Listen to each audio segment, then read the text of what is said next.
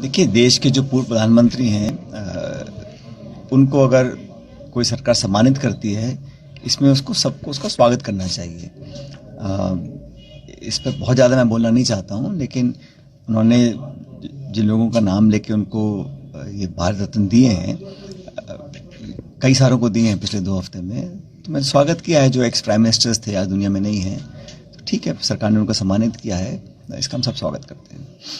देखिए, आने वाले दिनों में राज्यसभा चुनाव हो रहे हैं, किस तरह से राज्यसभा का भी नॉमिनेशन वाला है, क्या कांग्रेस को क्या दिया? देखिए, परंपरा यही है कि राष्ट्रीय पार्टी में राज्यसभा के लिए कौन पार्टी का उम्मीदवार होगा, इसका निर्णय AICC के अध्यक्ष जी, हमारा शीर्ष नेतृत्व वो तय करता है, और जिसको भी पार्टी अपना उम्मीदवार बनाएगी उसको यहाँ से जीत दिला के भेजेंगे हम लोग। और आने वाले समय में लोकसभा के चुनाव भी हैं। कल दिल्ली में हमारी मीटिंग हुई थी स्क्रीनिंग कमेटी की, तो सभी 25 सीटों पर हमने बहुत खुले माहौल में चर्चा करी और अच्छी चर्चा रही, सार्थक। सब लोगों से फीडबैक लिया। जो प्रदेश इलेक्शन कमेटी की रिपोर्ट्स थी, वो ऑब्जर्वर्स की रिपोर्ट, AICC के पर्यवेक्षक गए उनकी रिपोर्ट्स, और धरातल पर कार्यकर्ताओं की क्या भावना है, उसके लिए सब नेताओं ने चर्चाएं करी और दौरे भी किए। तो सबके आधार पर हमने विश्लेषण किया है और सभी 25 सीटों पर एक अच्छा पैनल हम लोगों ने तैयार किया है। कई जगह 1 नाम है, कहीं 2 हैं, कहीं 3 नाम भी हैं, लेकिन अंतिम निर्णय जो होता है लोकसभा के टिकट वितरण का, वो सेंट्रल इलेक्शन कमेटी करती है, CEC। और संकेत ये मिल रहे हैं कि बहुत जल्द CEC की मीटिंग होगी और अंतिम मोहर नामों पर लग जाएगी। हमारी कोशिश ये है कि, और मैं हमेशा चाहता हूँ कि नए लोगों को, नौजवान लोगों को पार्टी मौका देती है, तो हमेशा जनता उस निर्णय का स्वागत करती है।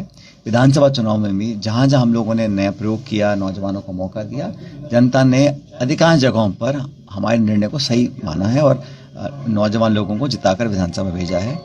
लोकसभा में भी मैं चाहता हूँ, मेरी अपनी ये पार्टी से मैंने आग्रह भी किया है कि नए लोगों को, अच्छे लोगों को, साफ छवि के लोगों को मौका दे, जो जनता में काम करते हैं, क्योंकि बड़ा चुनाव है, बहुत बड़ा क्षेत्र होता है, तो जो लोग लगातार जनसंपर्क करते आए हैं उन लोगों को पार्टी को मौका देना चाहिए।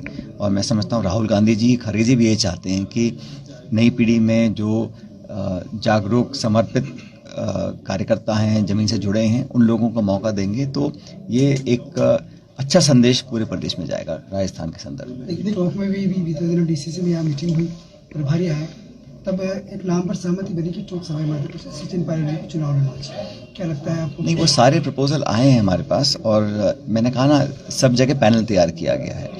हर जिले की, हर लोकसभा क्षेत्र की अलग परिस्थिति है, और विधानसभा चुनाव अभी हुए हैं, उसका फीडबैक भी, आंकड़े भी हैं, तो वहाँ पे कहाँ कमी रह गई थी, किस क्षेत्र को साधना है, भौगोलिक दृष्टि से, सामाजिक दृष्टि से, पॉलिटिकली, वो सब लंबी 3 घंटे चर्चा करी हम लोगों ने, और जो नाम भी आए हैं उस सब पर एक एक नाम पर चर्चा करने के बाद ही फाइनल पैनल तैयार किया गया है। और इसमें अंतिम मोहर कांग्रेस आलाकमान और CEC लगाएगी। और जैसे मैंने कहा, संकेत ये है कि हम चाह रहे हैं कि इस बार जल्दी हो जाए, क्योंकि लोगों को, कार्यकर्ताओं को, और विशेष रूप से जो उम्मीदवार हैं उनको प्रचार के लिए पर्याप्त समय मिलना चाहिए। देखिए, लोकसभा का चुनाव देश का चुनाव है।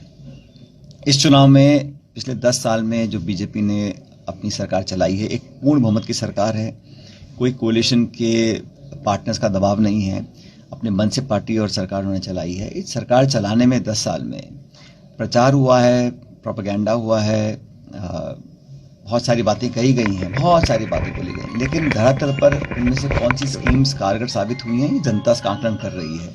10 सालों में किसान के क्या हाल हैं, जो खेती करते हैं उनके लिए खाद, बीज, बिजली, पानी कितना महंगा हुआ है। MSP पर बार बार कहा गया, और देखिए, स्वामीनाथन जी को भारत रत्न दिया, मैं स्वागत करता हूं उसका, लेकिन स्वामीनाथन जी ने क्या कहा था, उनकी जो रिपोर्ट है, 10 साल में आज उस व्यक्ति की रिपोर्ट को हम लागू नहीं कर पाए हैं। 3 काले कानून बने, दबाव आया तो कानून विड्रॉ कर लिए। MSP को एक अमली जामा पहनाने की बात की गई थी कि MSP पर कानून बनना चाहिए, अभी तक केंद्र सरकार ने किया नहीं है। अभी फिर किसान आंदोलित हैं, लगातार चर्चा और वार्ता हो रही है, लेकिन ले देके किसान वर्ग को बहुत कुछ हासिल नहीं हो पाया इन 10 सालों में, ये एक हकीकत है। नौजवानों के लिए रोजगार की बात बीजेपी ने कहा कि 2 करोड़ प्रतिवर्ष रोजगार पैदा करेंगे। अब वो कहते हैं साहब नौकरी नहीं, हम रोजगार की बात करते हैं, लोन दे रहे हैं, लेकिन आंकड़ा साफ दिखाता है कि आज़ाद भारत के इतिहास में जितनी बेरोजगारी आज है इतनी कभी नहीं हुई। तो तो शिक्षित नौजवान लड़के लड़की आज रोजगार के लिए त्राही त्राही भटक रहे हैं, उनका भविष्य अंधकार में उनको दिख रहा है, मन में असुरक्षा पैदा हो रही है।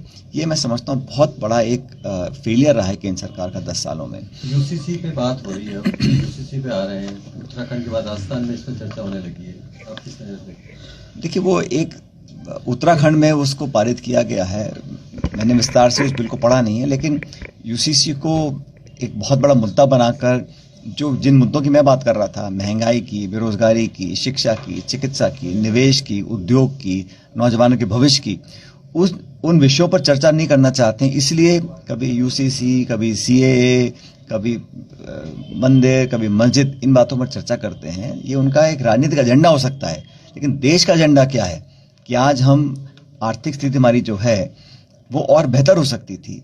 आज हमारी जो पोटेंशियल है उसको क्या हम पूरी तरह से उसको हम टैप कर पाए हैं। ये तमाम इशू जनता के सामने है। और आज राज्य सरकारें दिल्ली में धरना दे रही हैं, केरल की सरकार, तमिलनाडु की सरकार, कर्नाटक की सरकार, कि हमको हमारा पैसा नहीं मिल रहा है। एक तरफ तो आप कोऑपरेटिव फेडरलिज्म की बात करते हैं, फिर सरकारों का पैसा रोक लेते हैं, तो पक्षपात और भेदभाव होता है। सरकार का रंग देख के, किस राज्य में कौन सी रंग की सरकार है उतना हम उसको पैसा आवंटित करेंगे। ये बड़ा एक दुर्भाग्यपूर्ण बात है कि ये जो पक्षपात जो हो रहा है ये बड़ा गलत है। और